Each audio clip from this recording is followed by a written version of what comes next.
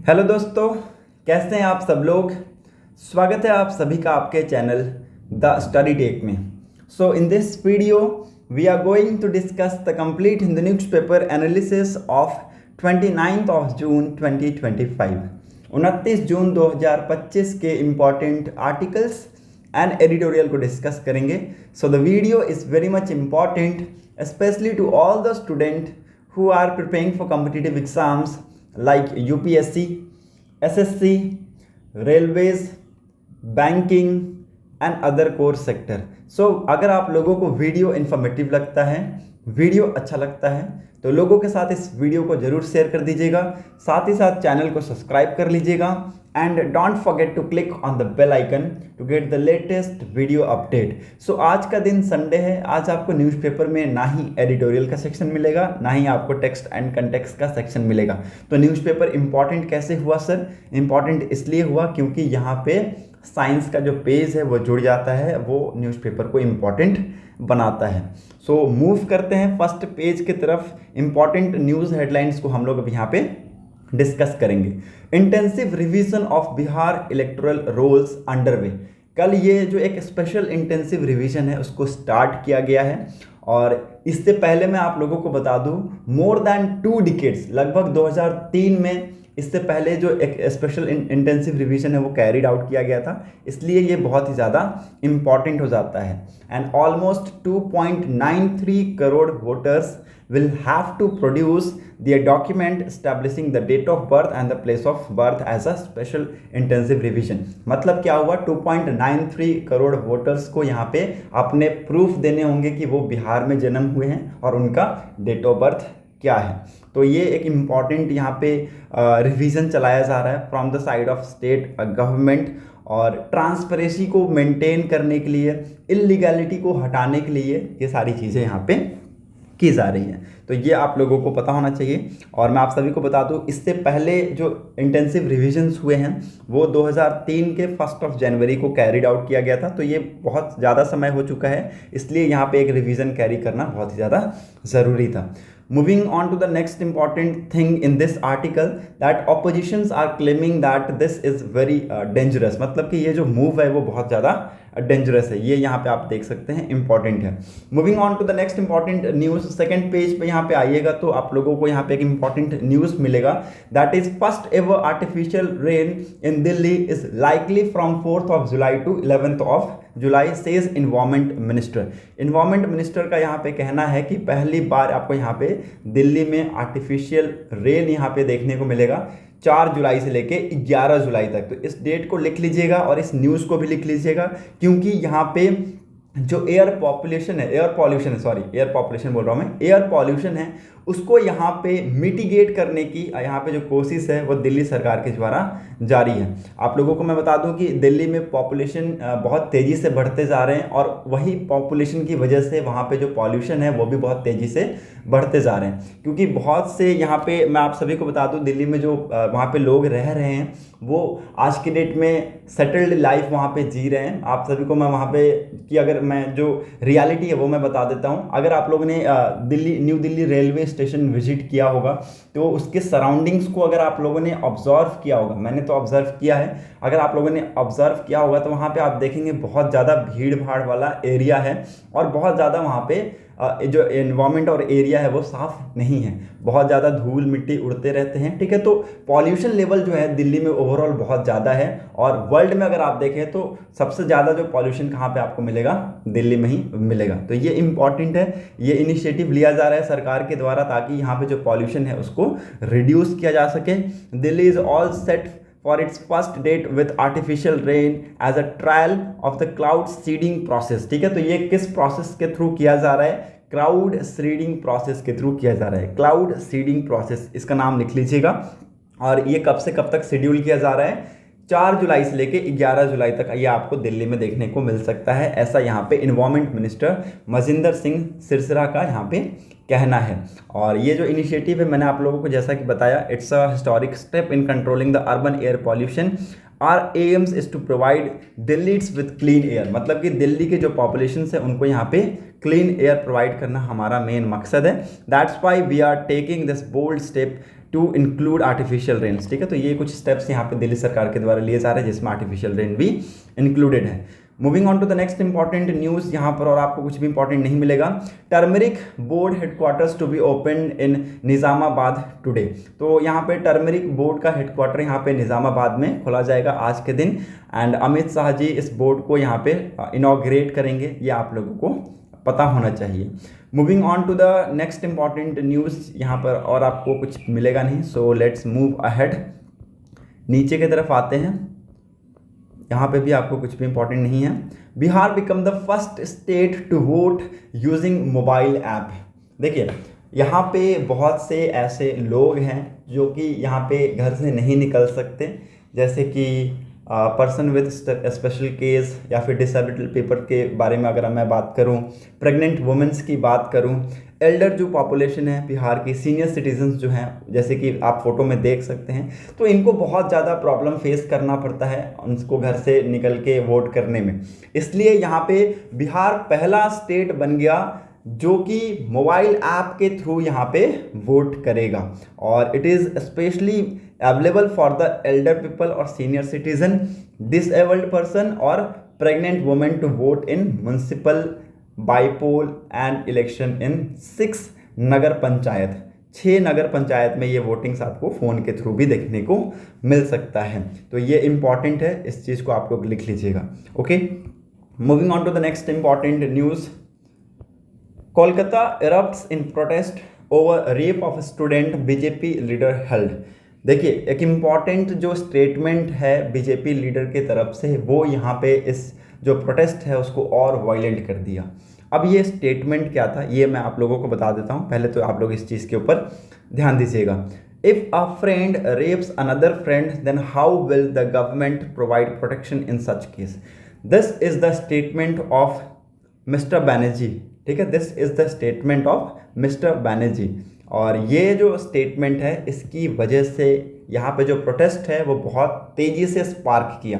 मैं आप सभी को बता दूं कि protesters intensified in Kolkata on Saturday over the alleged sexual assault on law students in her college. ये केस मैंने आप लोगों को परसों के दिन बता दिया था। तो यहाँ पे मैं आप सभी को बता दूं इनका जो स्टेटमेंट है, बैनर्जी का स्टेटमेंट है, on this case spark the blacklist. तो ब्लैकलिस्ट को ये सारी चीज़ें स्पार्क करते हैं, और बीजेपी ने यहाँ पे जो कमेंट किया, ये बीजेपी के नेता हैं, ये ऐसा कहा जा रहा है लोगों के द्वारा कि इन फेवर ऑफ रेपिस्ट है, और it's a very shameful statement which has been given by the same person. Okay, तो ये सारी चीज़ें आपको यहाँ पे देखने को मिलेगा। Moving on to the next important news. Panel flags Chinese presence in Indian ocean region as a strategic challenge. बहुत ही ज़्यादा इंपॉर्टेंट ये आर्टिकल हो जाता है, क्योंकि मैंने आप लोगों को कल के दिन बताया था कि ट्राइलेटरल्स मीटिंग चल रहे हैं। चाइना, पाकिस्तान, अफगानिस्तान ले लीजिए, या तो चाइना, पाकिस्तान, बांग्लादेश ले लीजिए। बांग्ला भी अभी आज की डेट में अगर आप देखें तो चाइना के पास जा रहे हैं, और इंडिया से अभी थोड़ी सी तो में चल रही है। आप सभी को मैं यहाँ पे बताना चाहता हूँ कि इंडियन ओशियन रीजन में जो चाइना की प्रेजेंस है वो बहुत तेज़ी से बढ़ता जा रहा है, और जो कि एक स्ट्रैटेजिक चैलेंज है किसके लिए, इंडिया के लिए। आप सभी को यहाँ पे इसके ऊपर फोकस करना है। यहाँ पे जो लिखा हुआ है ये बहुत ही ज़्यादा इंपॉर्टेंट है, या तो इसका एक स्क्रीनशॉट ले लीजिए, अदरवाइज अगर आप स्क्रीनशॉट नहीं ले सकते हैं, आप लोगों को पूरा आर्टिकल पढ़ना है, पूरा न्यूज़पेपर पढ़ना है, तो you can join my Telegram group. आप लोगों को मेरे चैनल द स्टडी टेक के डिस्क्रिप्शन बॉक्स में टेलीग्राम ग्रुप का लिंक मिल जाएगा। आप लोग वहां से जाके ग्रुप को ज्वाइन करके पीडीएफ का एक्सेस ले सकते हैं। वीडियो जैसे ही अपलोड हो जाएगा इसका पीडीएफ भी मैं आपको वहां पे अपलोड कर दूंगा। The growing presence of extra regional players in Indian ocean region, specially China gaining a foothold in the region. China का जो प्रेजेंस है वो बहुत तेजी से बढ़ता जा रहा है, is one of the strategic challenge for India. तो जैसा कि मैंने आप लोगों को बताया, चाइना की प्रेजेंस इंडिया के लिए क्या है, चैलेंज है। The report release earlier this week further says that China has been undertaking several key infrastructure projects focused on port, airports and the logistics sector for dual use purpose, in addition to deploying research and survey vessels in the region to augment maritime domain awareness and collect sensitive oceanography and marine data. देखिए यहाँ पे बहुत सारे वो infrastructure projects को establish कर रहे हैं, चाहे वो पोर्ट हो, चाहे वो एयरपोर्ट हो, चाहे वो लॉजिस्टिक सेक्टर की फील्ड में ही क्यों ना हो, और इन सारी जो डेवलपमेंट हो रही है इनका ये ड्यूल यूज़ किया जाएगा। तो मैं आप सभी को बता दूं ये इंडियन ओशियन रीजन में जो प्रेजेंस है वो इंडिया के लिए बहुत ज़्यादा खतरा है। The report read that China has expanded it naval power in the region by increasing the number of vessel and duration of deployments. देखिए अब ये कैसे पता चलता है, क्योंकि देखिए जब मूवमेंट होती है ना ओशियन रीजन्स में, समुद्र में, अगर आप देखेंगे कहीं भी, ना ही केवल सिर्फ इंडिया में, आप साउथ अटलांटिक ओशियन में जाएं, पैसिफिक ओशियन में जाएं, नॉर्थ अटलांटिक ओशियन में जाएं, नॉर्थ पैसिफिक ओशियन में जाएं, तो जो क्लोज होगा ना, जो कंट्री के ज़्यादा क्लोज में होगा ओशियन, वहाँ पे अगर आपको 200 नॉटिकल माइल्स, तो ये ऑफिशियली है, लेकिन देखिए अगर हमारा जो रडार है वो बहुत दूर की जो कैपेसिटी को यहाँ पे रखता है, तो उसको आइडेंटिफाई कर लेता है वेसल को कि कौन से वेसल कहाँ पे हैं, तो ये सारी चीज़ें आइडेंटिफाई हो जाती है। और ऐसा यहाँ पे पता चला है कि इस रीजन में जो चाइनीज़ वेसल्स है उसकी जो संख्या है वो क्या है, बढ़ता जा रहा है, उसका जो संख्या है वो क्या है, बढ़ता जा रहा है, और वहाँ की जो डिप्लॉयमेंट की ड्यूरेशन है उसको भी यहाँ पे बढ़ते हुए हमने देखा है। तो ये आज की डेट में इंडिया के लिए क्या है, एक चैलेंज है। Moving on to the next important news, Prada credits Kolhapuri inspiration. एक बहुत ही इंपॉर्टेंट ये और लग्जीरियस ब्रांड है, इटालियन लग्जीरियस फैशन ब्रांड जिसका नाम है Prada. It acknowledged being inspired by traditional Indian handcraft footwear with a centuries old heritage for its sandal feature in a recent men's spring summer 2026 collection after being slammed for failing to acknowledge the resemblance of India's GI tag Kolhapuri chappal. आप देख सकते हैं photo में इसकी uniqueness को आप देख सकते हैं, और इस चीज़ को यहाँ पे प्रमोट किया है इस ब्रांड ने, जो कि कहाँ का है, ये इटालियन लग्जरी ब्रांड है जिसका नाम है परादा। तो इस चीज़ को आप लोग यहाँ पे देख सकते हैं। Moving on to the next important news, world is borderless, India is much larger than shows on map, says first Indian on ISS। बहुत ही इंपॉर्टेंट, बहुत ही proud moment for all of us कि हम में से अब यहाँ पे ISS में भी कोई है, इंटरनेशनल स्पेस स्टेशन। हमारा खुद का स्पेस स्टेशन बनाने की बात की जा रही है, वो भी यहाँ पे हम अचीव करेंगे। 2035 तक आपको हमारा खुद का स्पेस स्टेशन आपको स्पेस में मिलेगा। आप लोगों को मैं बता दूं कि यहाँ पे प्राइम मिनिस्टर नरेंद्र मोदी जी से यहाँ पे वीडियो में इंटरेक्शन हुआ है शुभांशु शुक्ला जी का, जो कि ग्रुप कैप्टन हैं, और इन्होंने ऐसा कहा है कि whatever we see India from India it's look totally different from the space. India का जो कैपेसिटी है बहुत ज़्यादा बड़ा है। कहने का मतलब ये है कि इंडिया इज़ बॉर्डरलेस। ठीक है, इंडिया इज़ बॉर्डरलेस। इंडिया की जो बॉर्डर्स है वो दिखाई नहीं देते हैं, और अंदर से भी अगर आप देखें तो हमारे जो इंडियंस हैं इनमें बहुत ज़्यादा कैपेसिटी है, बॉर्डरलेस है, वो कुछ भी कर गुजरने की क्षमता रखते हैं। तो ये यहाँ पे आप देखेंगे वीडियोग्राफी में ऐसा यहाँ पे हमें स्टेटमेंट देखने को मिला है, और यहाँ पे बातचीत हुई है इनकी और प्राइम मिनिस्टर नरेंद्र मोदी जी की। Moving on to the next important news, secondary pollutants specially ammonia sulphate contributes about approximate 1/3 of PM 2.5 pollution. देखिए बहुत ही इंपॉर्टेंट है, अक्सर मैं पॉल्यूशन को लेके यहाँ पे न्यूज़ लेके आता रहता हूँ, और PM 2.5 जो है वो बहुत तेज़ी से बढ़ता जा रहा है, स्पेशली इन केस ऑफ अगर आप देखें स्टेट लाइक दिल्ली, तो यहाँ पे union territory, you can say union territory of Delhi, आप यहाँ पे अगर आप केसेस देखें तो बहुत तेज़ी से पॉल्यूशन की वजह से जो लोग हैं वो बीमार पड़ते जा रहे हैं, और यहाँ पे डिजीज़ अगर आप देखें तो बहुत तेज़ी से बढ़ते जा रहे हैं। तो इसके लिए यहाँ पे कुछ स्टेप्स सरकार को लेने होंगे, क्योंकि अमोनिया जो सल्फेट है वो इसमें सबसे ज़्यादा शेयर पोस्ट कर रहा है, लगभग 1/3 के आसपास शेयर यहाँ पे ये पोस्ट कर रहा है। Secondary pollutant particularly ammonium sulfate that result from reaction between sulfur dioxide SO2 and ammonia in the atmosphere। देखिए जो अमोनियम सल्फेट है ये किससे मिलता है, सल्फर डाइऑक्साइड SO2 और अमोनिया के रिएक्शन जब होते हैं तब ये हमें अमोनियम सल्फेट मिलता है, और ये बहुत ज़्यादा responsible for nearly 1/3 of India's fine particulate matter PM 2.5 pollution, says in a study from research for analysis from research on energy and clean air. तो यहाँ पे इसकी एक रिपोर्ट रिलीज़ की गई। ये रिपोर्ट इसलिए मैं बताता हूँ क्योंकि अगर आपसे कभी भी ग्रुप डिस्कशन होता है या फिर इंटरव्यू आपका हो रहा है या फिर आपकी जो एसे राइटिंग है उसमें आपको बहुत ज़्यादा मदद मिलेगा एग्जाम्पल के तौर पे साइट करने में। इसलिए आप इसको स्क्रीनशॉट कर लीजिएगा, या तो आप लोग जाके वहाँ से PDF ले सकते हैं। Primary pollutants are those that result from burning of fossil fuel from automobile, coal plants and organic matters. तो जो प्राइमरी पॉल्यूटेंट्स क्या है, ये तो सेकेंडरी पॉल्यूटेंट हो गया जिसमें अमोनियम सल्फेट सबसे ज़्यादा शेयर करता है, लेकिन प्राइमरी पॉल्यूटेंट्स क्या हैं, आपके फॉसल फ्यूल से जो बर्न हो रहा है उससे निकल के जो धुआं ऊपर जा रहा है वो प्राइमरी पॉल्यूटेंट्स हैं। ओके, कोल प्लांट्स हो गए, ऑर्गेनिक मैटर्स से जो निकल के यहाँ पे जो पॉल्यूटेंट फैल रहा है वो आपका प्राइमरी पॉल्यूटेंट्स हो गया। These pollutants once they climbed up into the atmosphere react with each other और other gases or water vapor into the atmosphere to form more complex particles, some of which are harmful। उसमें से बहुत ज़्यादा harmful होते हैं क्योंकि ये सारे गैसेस वापस ऊपर में जाके क्या हो जाते हैं, मिक्स हो जाते हैं, और उसमें से कुछ जो क्या है बहुत ज़्यादा हार्मफुल होते हैं, और these are called second pollutants. मतलब कि वही वहाँ पे जो कुछ जो हार्मफुल हुए हैं वो सेकेंडरी पॉल्यूटेंट्स बन जाते हैं। तो ये इंपॉर्टेंट है, इस चीज़ को आप लोग लिख लीजिएगा। अगर यहाँ से अगर आप लोग कोई डाटा लेना चाहते हैं कि कितना अमाउंट ऑफ ये जो पॉल्यूटेंट्स है वो बढ़ता जा रहा है, तो यहाँ से आप लोग ये डाटा ले सकते हैं। जैसे 11.9 माइक्रोग्राम पर क्यूबिक मीटर के आसपास है ये जो डाटा है, ये आप लोग लिख सकते हैं। यहाँ इतना कंसेंट्रेशन हमें अमोनियम सल्फेट का देखने को मिला है। होप आप लोगों को यहाँ पे चीज़ें समझ में आ गई होंगी। मूव करते हैं बिजनेस सेक्शन में। India imposes land sea port curbs on jute from Bangladesh. Bangladesh के ऊपर यहाँ पे लैंड और सी पोर्ट्स के यहाँ पे रिस्ट्रिक्शंस इम्पोज किए गए from the side of India to curb the import of jute production. Jute की जो यहाँ पे इम्पोर्ट है वो यहाँ पे बांग्लादेश के साथ हमने यहाँ पे बंद करने का फैसला किया है। और the order will not affect Bangladesh export to Nepal, Bhutan, but re-export the same from Nepal and Bhutan to India won't be allowed। देखिए कहने का मतलब ये है कि आप इंडिया में तो कर नहीं सकते डायरेक्टली, क्योंकि इंडिया ने अब यहाँ पे रिस्ट्रिक्शन इम्पोज कर दिया, लैंड और सी पोर्ट्स यूज़ नहीं किए जाएंगे।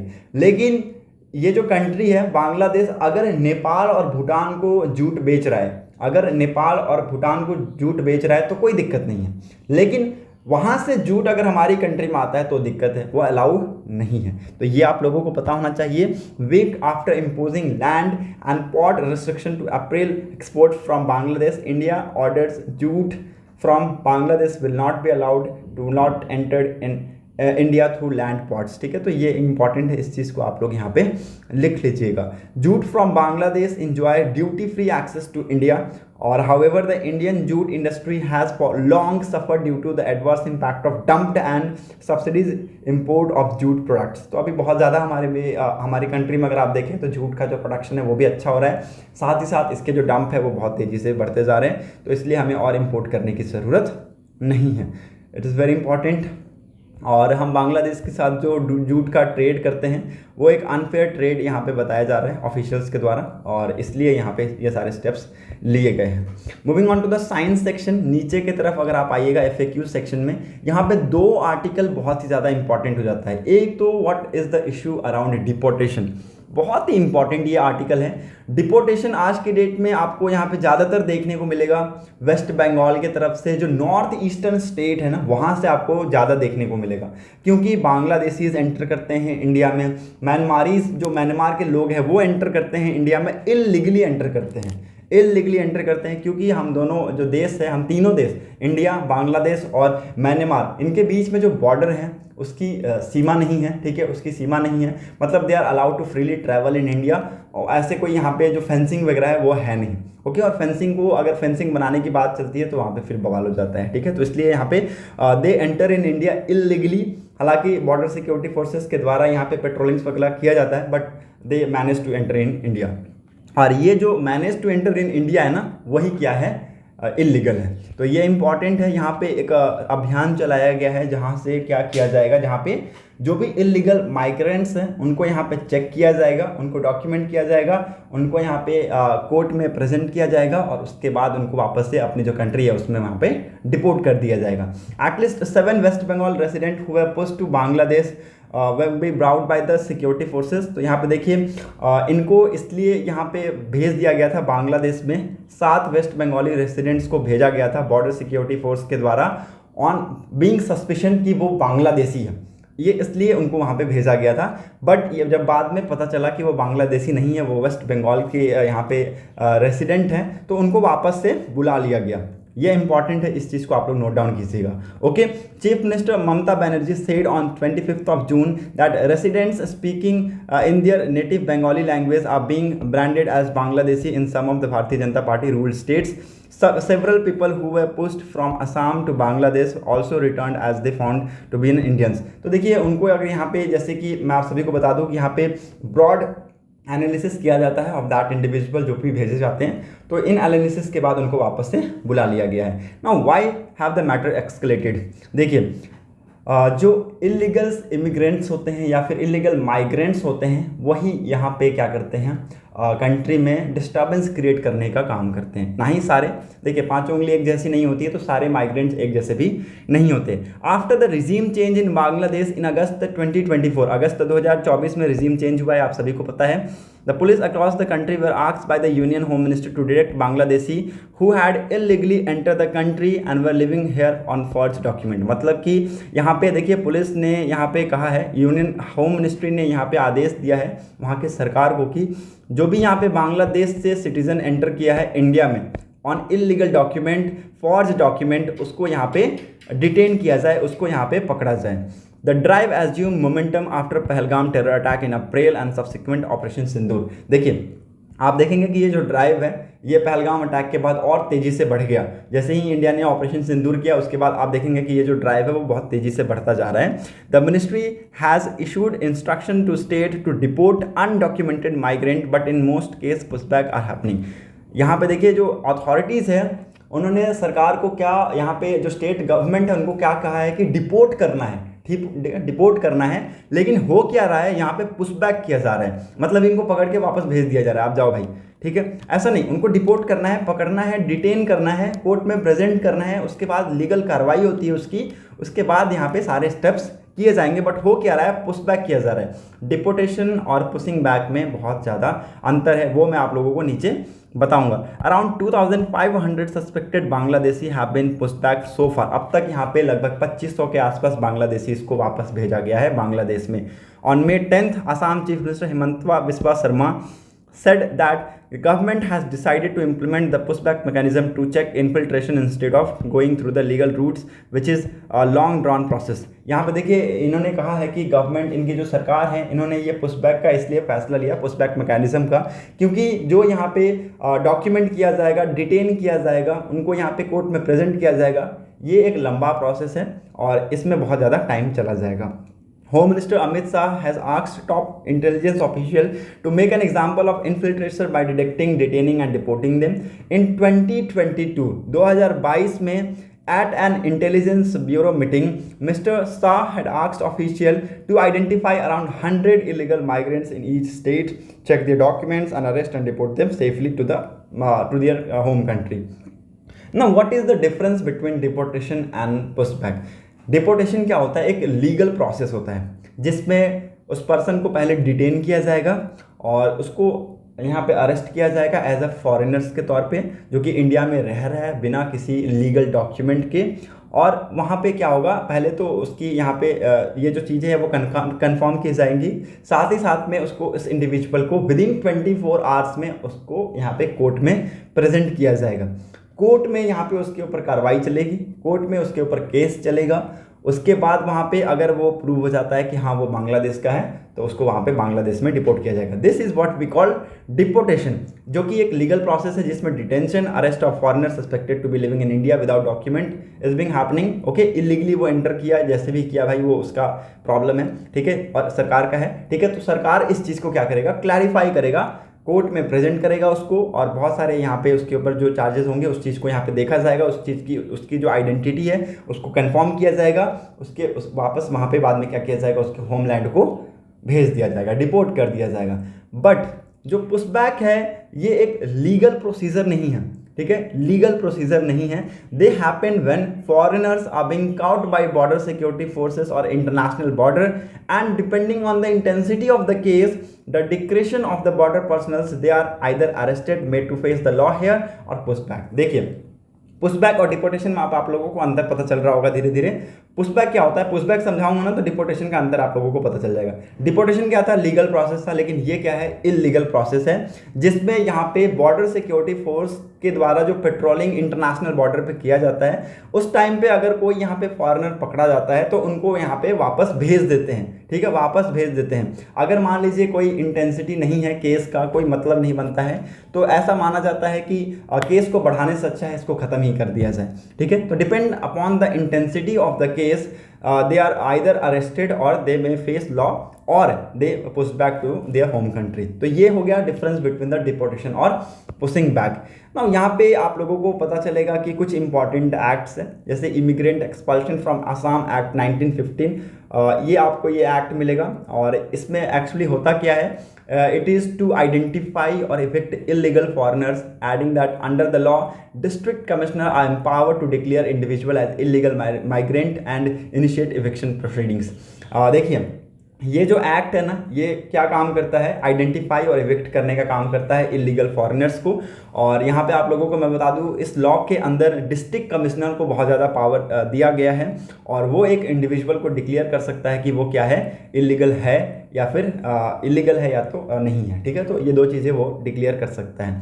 तो इसको एक्चुअली मैं आप सभी को बता दूं कि at the time of partition में 1947 के टाइम पे इस एक्ट को पास किया गया था। उस टाइम पे एक्चुअली इस सारी चीज़ों की बात चल रही थी, और ये एक्ट बहुत ज़्यादा इंपॉर्टेंट है, इसलिए ये इस एक्ट के बारे में आप लोगों को जानना बहुत ही ज़्यादा ज़रूरी था। Moving on to the next important news, what are the laws for foreigners. Foreigners के लिए क्या लॉ है, क्या नहीं है, ये सारे जो चीज़ें हैं ये मैं आप सभी को बता रहा हूँ कि इनके बारे में लिख लीजिएगा। इनके लिए कुछ इंपॉर्टेंट लॉज हैं, जैसे कि foreigner act 1946, passport entry into India act 1920, registration of Foreigners Act 1939 and the Immigration Carriers Liability Act 2000. In April, Parliament enacted the Immigration and Foreigner Act 2025, repealing the old laws. तो ये जो act है इसको यहाँ पे लेकर आया गया ताकि से सारे ओल्ड लॉज हैं उसको रिपील कर लिया जाए, हटा लिया जाए।